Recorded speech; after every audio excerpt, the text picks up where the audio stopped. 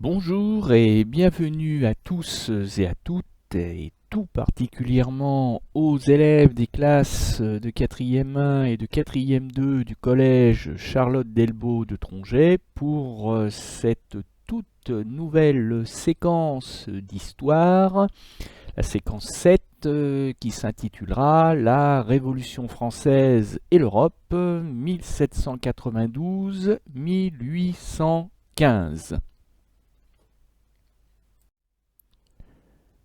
Comment ça, direz-vous? Encore la Révolution française?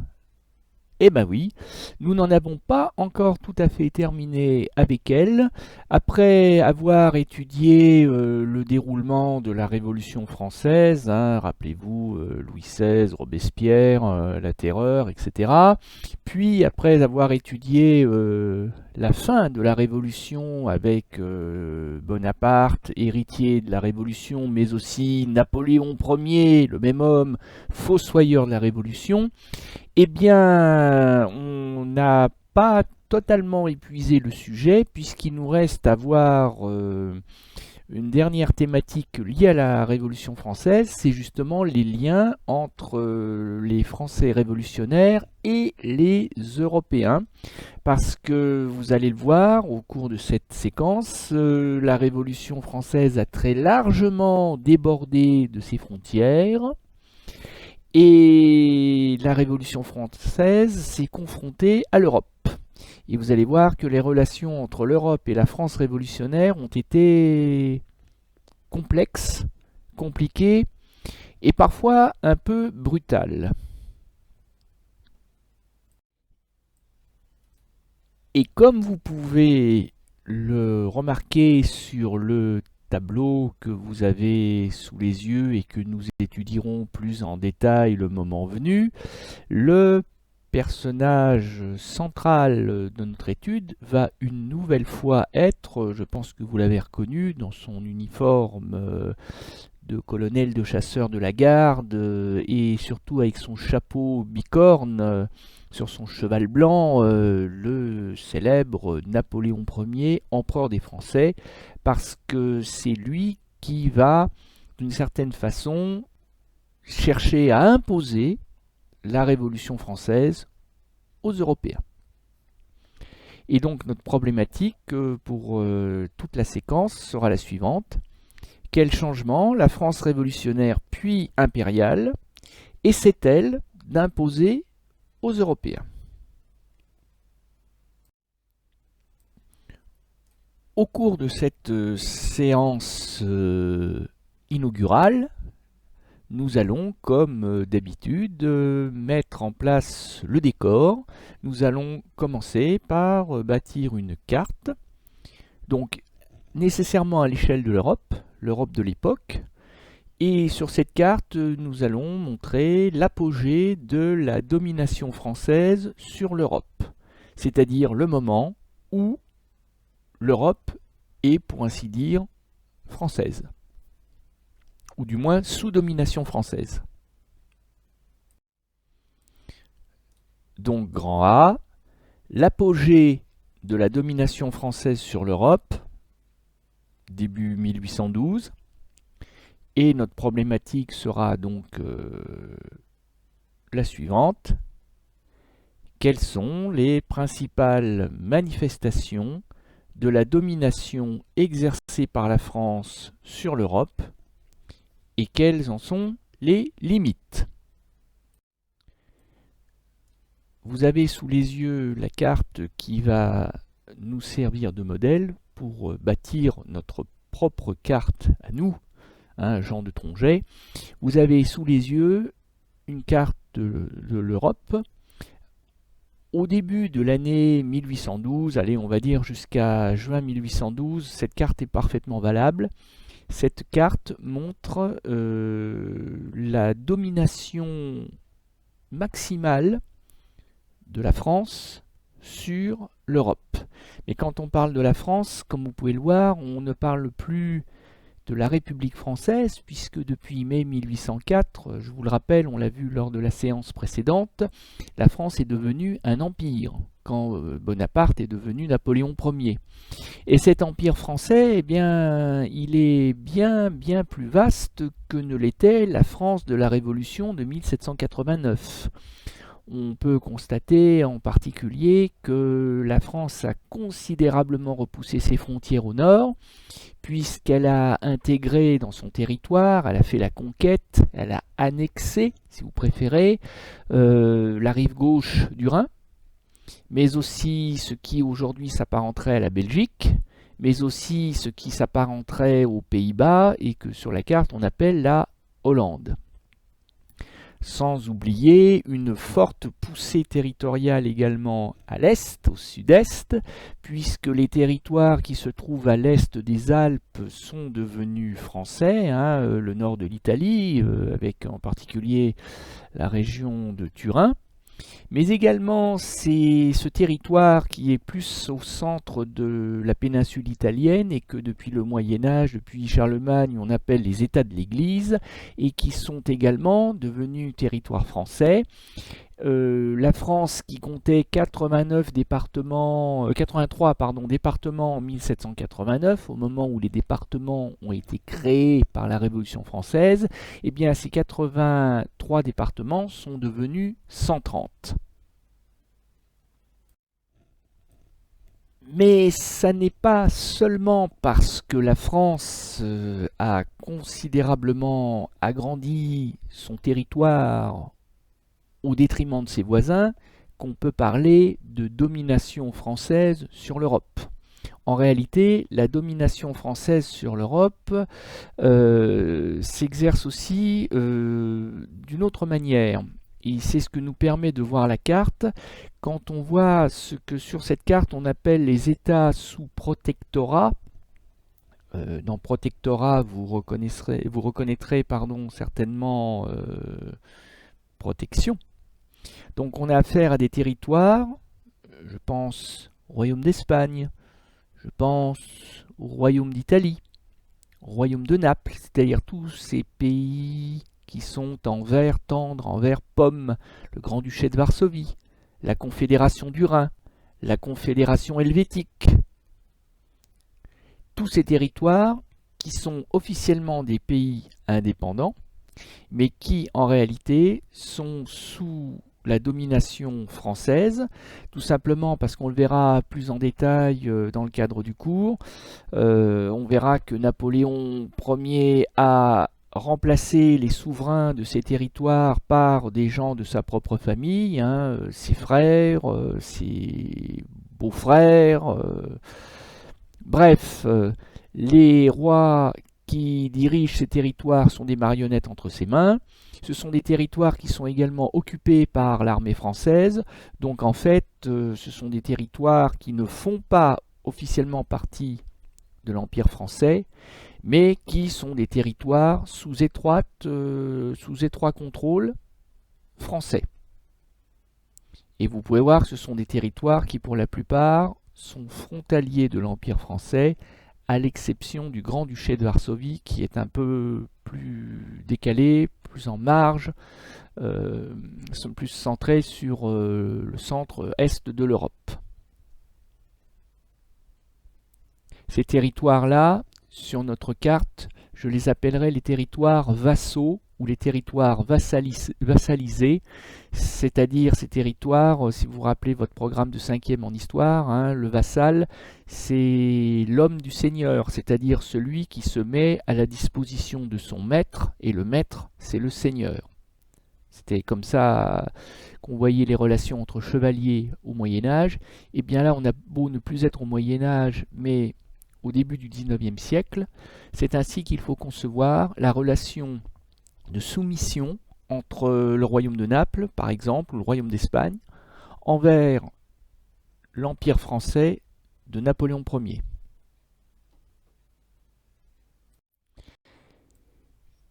Et puis, en plus de cette demi-douzaine de pays sous protectorat français, vassalisés par Napoléon Ier, on trouve une autre demi-douzaine à peu près d'États ceux qui sont en jaune sur votre carte, Royaume de Norvège, Royaume de Danemark, mais aussi Royaume de Prusse, Royaume de Suède même pendant un moment, même si la carte ne vous le dit pas, l'Empire d'Autriche aussi, et l'Empire de Russie tout à l'est de l'Europe, et ces États sont des États alliés de la France jusqu'en 1812.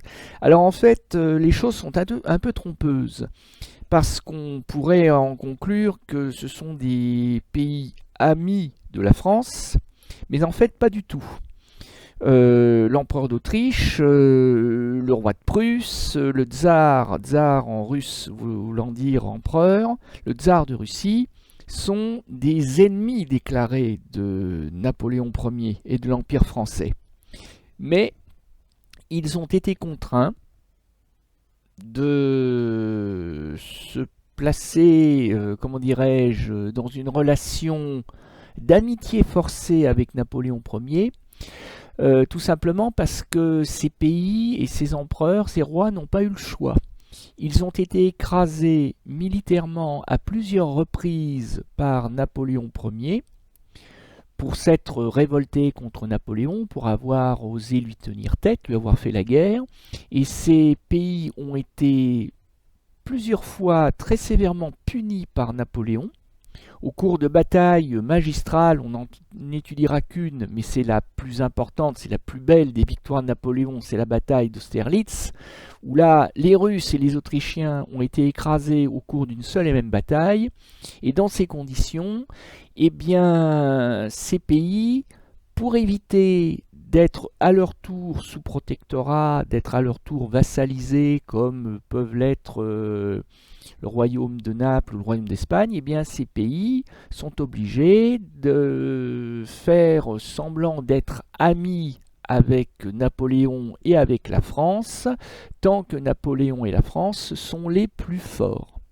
Et il se trouve, encore une fois, qu'au début de l'année 1812, c'est le cas.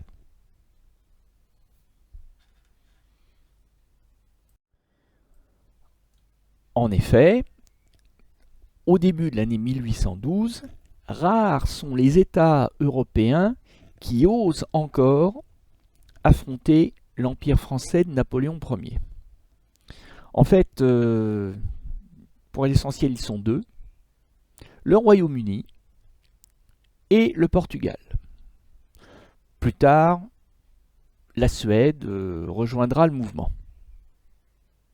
Ce sont les pays qui, comme vous pouvez le voir, sont en rose, tirant un peu sur le fuchsia. Là. Alors, pour le Royaume-Uni, c'est la géographie qui le sauve. Le Royaume-Uni, contrairement à l'Empire d'Autriche, qui a été corrigé, comme je vous le disais, à plusieurs reprises par Napoléon, le Royaume-Uni, lui, n'est pas sur le continent européen. Le Royaume-Uni, c'est un archipel. Proche du continent européen, certes faisant partie du continent européen, mais séparé de l'Empire français par la Manche. Et les 30 à 40 km de mer qui séparent le Royaume-Uni de l'Empire français font toute la différence, c'est-à-dire que Napoléon est dans l'incapacité d'envahir le Royaume-Uni, et c'est ce qui sauve le Royaume-Uni, probablement du désastre et de l'invasion par la France. Donc le Royaume-Uni va être l'ennemi juré de la France et de Napoléon pendant toute la période du Premier Empire, parce que le Royaume-Uni est insaisissable, il n'est pas possible à Napoléon de l'envahir, parce que la marine de guerre française n'a pas les moyens de permettre un débarquement militaire. D'un autre côté, le Royaume-Uni se retrouve bien seul dans sa lutte contre l'Empire français, puisqu'il n'y a guère que le Portugal qui ose se joindre au Royaume-Uni dans sa lutte contre Napoléon. Et encore, le royaume du Portugal, ça s'explique pour deux raisons. La première raison, c'est que le Portugal est presque une colonie britannique à l'époque, ne serait-ce que pour ses relations commerciales très très fortes avec le Royaume-Uni, et aussi parce que d'une certaine manière, le royaume du Portugal, c'est aussi presque une sorte d'île. parce qu'elle n'est pas frontalière de l'Empire français, et que Napoléon, pour pouvoir attaquer le royaume de Portugal, va être obligé de passer par l'Espagne, ce qui va évidemment compliquer les choses, et qui va finir par provoquer d'ailleurs une révolte des Espagnols contre les Français. Donc c'est un peu la géographie, l'éloignement géographique qui sauve ces deux États de l'invasion et probablement de la destruction. L'Europe est dominée par la France car Napoléon est craint de toute l'Europe. Un peu comme Jupiter, il dispose de la foudre entre ses mains. Alors évidemment, les choses ont changé à la fin de l'année 1812, quand Napoléon va commettre l'erreur stratégique de vouloir aller faire la guerre à l'empereur de Russie. Et là, il va être écrasé à son tour. Et à partir du moment où Napoléon Ier n'a plus les moyens d'imposer la terreur en Europe, eh bien l'Europe va finir par reprendre sa liberté entre les années 1812 et 1815. Après vous avoir rapidement présenté l'essentiel de l'intérêt de la carte, voici venu le moment de commencer à construire notre propre carte. Donc vous et moi, nous avons à notre disposition ce fond de carte qui est disponible. Ça doit être la planche 1 que vous pouvez télécharger normalement sur votre ENT.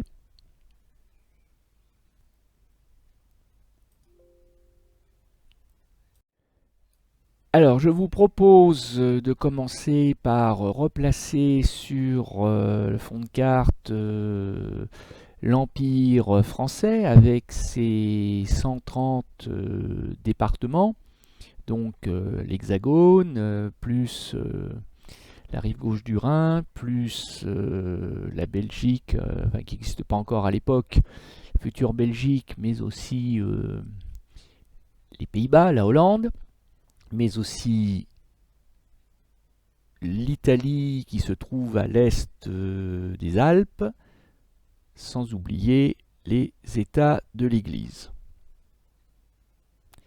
Mettez-moi sur pause le temps de fignoler le coloriage.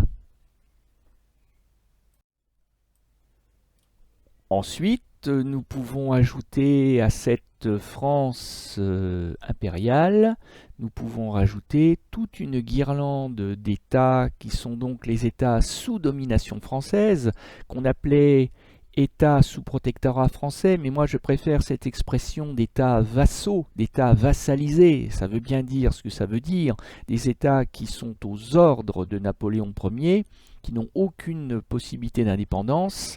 Donc je vous les nomme, n'oubliez pas de marquer leur nom s'il vous plaît sur la carte, sinon ça ne va pas servir à grand chose. Je vous les donne d'ouest en est. Donc d'abord le royaume d'Espagne, puis le royaume de Naples,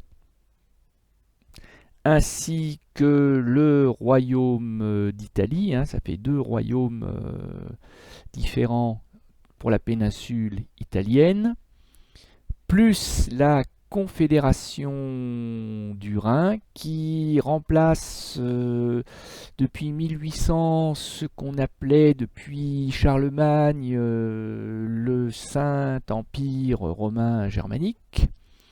Et enfin, j'ai oublié la Confédération helvétique, excusez-moi, entre le Royaume d'Italie et la Confédération du Rhin. N'oublions pas les Suisses, puisque les Helvètes, ce sont les Suisses. Et enfin, plus à l'est, le Grand-Duché de Varsovie, qui est né en 1807. Nous pouvons maintenant ajouter l'autre catégorie d'États sous domination française, même si c'est une domination moins forte.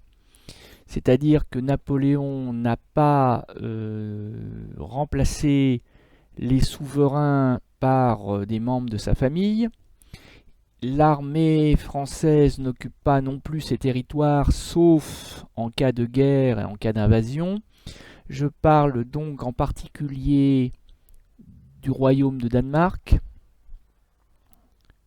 au nord de la Confédération du Rhin, là, la péninsule entre mer du Nord et mer Baltique. Je parle également de l'Empire d'Autriche, au sud du Grand-Duché de Varsovie, mais aussi du Royaume de Prusse, au nord et à l'ouest du Grand-Duché de Varsovie, et bien entendu de l'Empire russe, à colorier en jaune. Les États alliés de la France sous la contrainte, c'est-à-dire tant que Napoléon et l'Empire français resteront les plus forts. Et le fait est que, après des débuts très compliqués, eh bien, la France s'est militairement imposée à l'Europe. La domination française s'explique en grande partie par le fait que les armées françaises sont les plus fortes. La France possède un avantage énorme à l'époque, c'est qu'il s'agit du pays le plus peuplé d'Europe de l'Ouest. Donc la France, certes, est en guerre contre à peu près toute l'Europe, mais depuis la Révolution française, avec la mise en place de ce qu'on appellerait aujourd'hui le service militaire obligatoire, la conscription, la France a eu les moyens de défendre toutes ses frontières, et non seulement de défendre ses frontières, comme ce fut le cas lors de la bataille de Valmy de 1792, le miracle de Valmy qui stoppe l'invasion autrichienne et prussienne et qui permet à la France de proclamer dans la foulée la République en septembre 1792, eh bien cette France non seulement a l'occasion, les moyens de se défendre contre la coalition européenne, mais elle a même les moyens d'attaquer les Européens et de les envahir. Et en 1805 en particulier, comme je vous le disais tout à l'heure, la plus belle des victoires napoléoniennes va permettre à l'empereur des Français d'écraser toute velléité de résistance en Europe pour plusieurs années. Le 2 décembre 1805, la bataille, la victoire, le triomphe d'Austerlitz.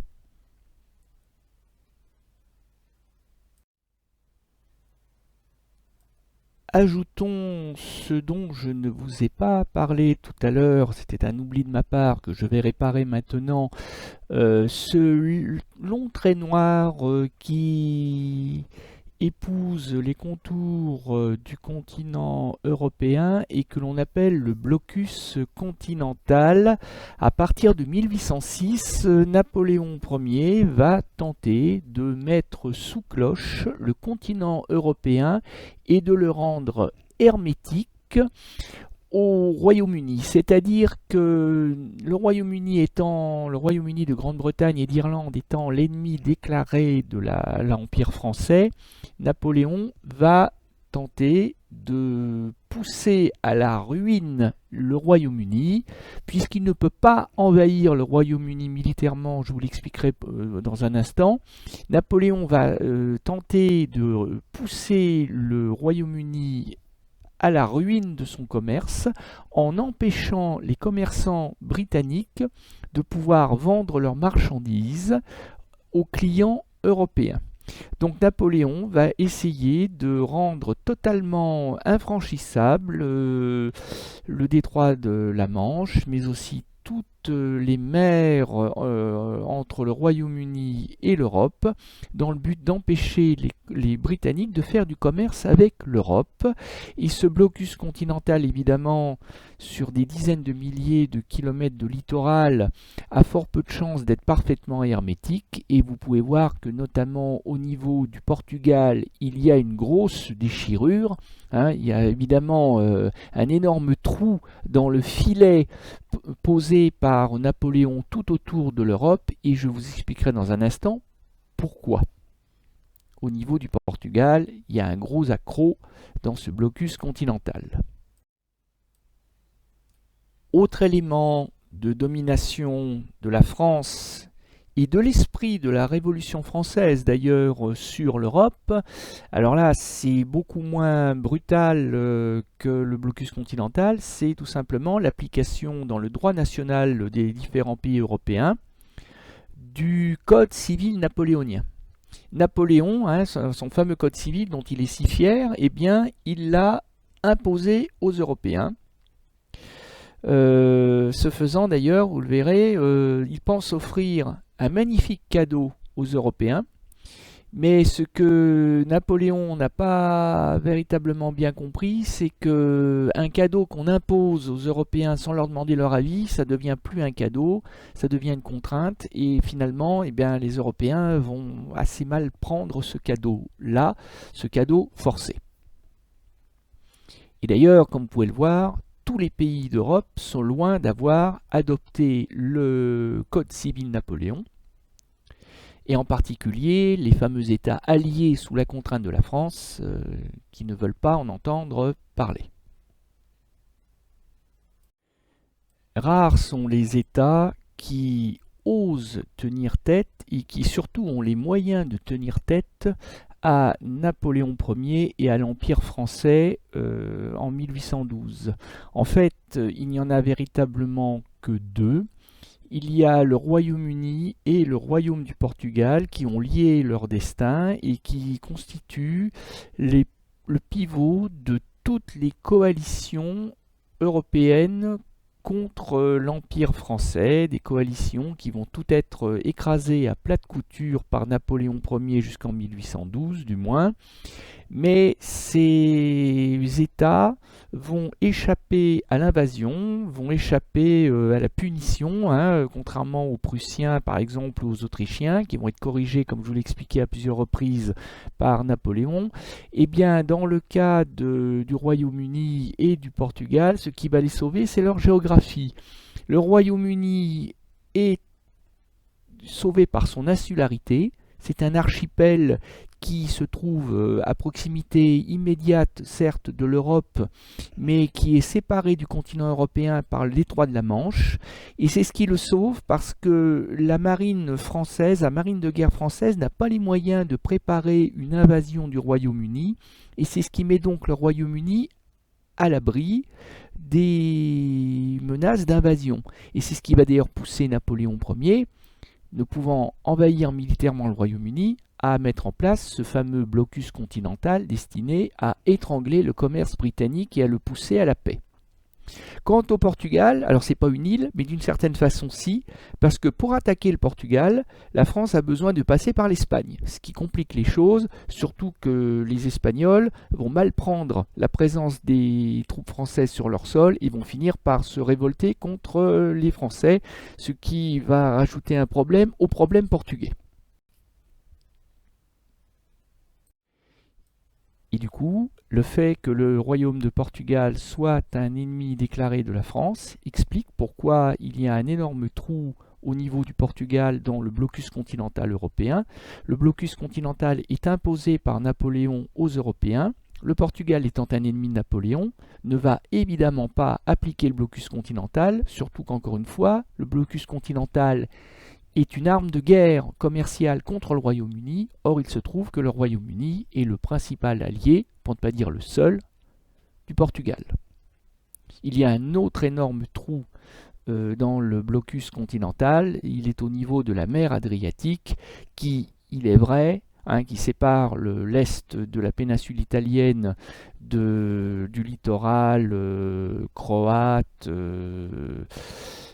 ou grec d'aujourd'hui, mais il faut reconnaître que l'Adriatique est quand même très très éloigné du littoral et des côtes et des ports britanniques.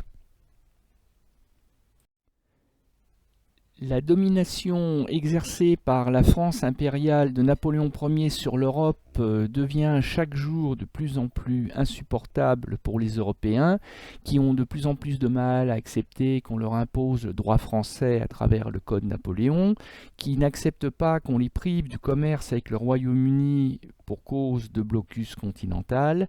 L'exaspération se transforme en révolte, en soulèvement anti-français. Ce sont les petits soleils noirs que j'ai disposés sur la carte et qui touchent tous les États États vassaux, ou pratiquement tous les États vassaux, les États allemands, les États italiens, y compris le territoire suisse, mais aussi et surtout l'Espagne, qui donne d'ailleurs l'exemple, et nous l'étudierons en histoire des arts. Heureusement pour les Européens qui détestent Napoléon Ier et la domination exercée par la France sur le continent, eh bien Napoléon n'est pas invincible.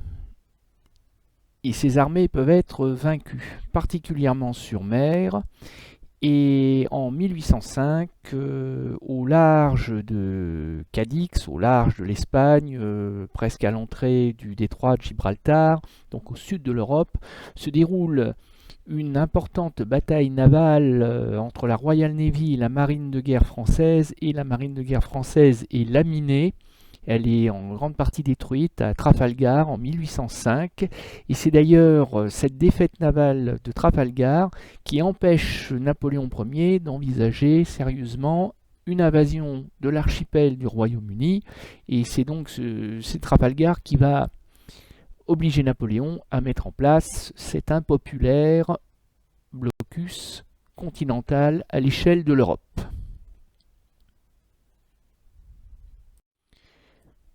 Mais le sort de l'Europe, et donc également de la domination française exercée sur l'Europe, va se jouer à l'autre extrémité du continent, à l'est, à l'intérieur de l'Empire russe, dans lequel Napoléon s'est fort imprudemment aventuré à l'été 1812 à la tête d'une grande armée. Bon, l'une des raisons la plus importante, c'est que le tsar, l'empereur de Russie, Alexandre, refusait d'appliquer le blocus continental, et qu'il se vantait même de faire du commerce avec le Royaume-Uni. Donc Napoléon avait décidé de châtier le russe chez lui. Mal lui en a pris, puisque l'hiver 1811-1812 va être terrible et va contribuer à détruire la grande armée de Napoléon. Ça va être le célèbre épisode de la retraite de Russie qui va marquer le début de la fin pour la domination française sur le continent européen. Les années 1812-1815 marquent véritablement l'agonie, la fin de la domination exercée par la France sur l'Europe, puisque les États soi-disant amis, alliés de la France se révoltent contre la France, les États en jaune, mais les États en vert, les États vassaux, les États sous protectorat français reprennent également leur indépendance.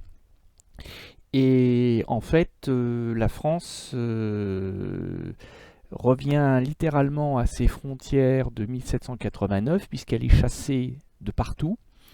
Et le coup de grâce lui est donné le 18 juin 1815 dans la banlieue de Bruxelles, à Waterloo morne pleine, comme le disait Victor Hugo. C'est la défaite finale, le jour où l'Empire français chute littéralement, et que l'Europe en termine avec l'oppression française.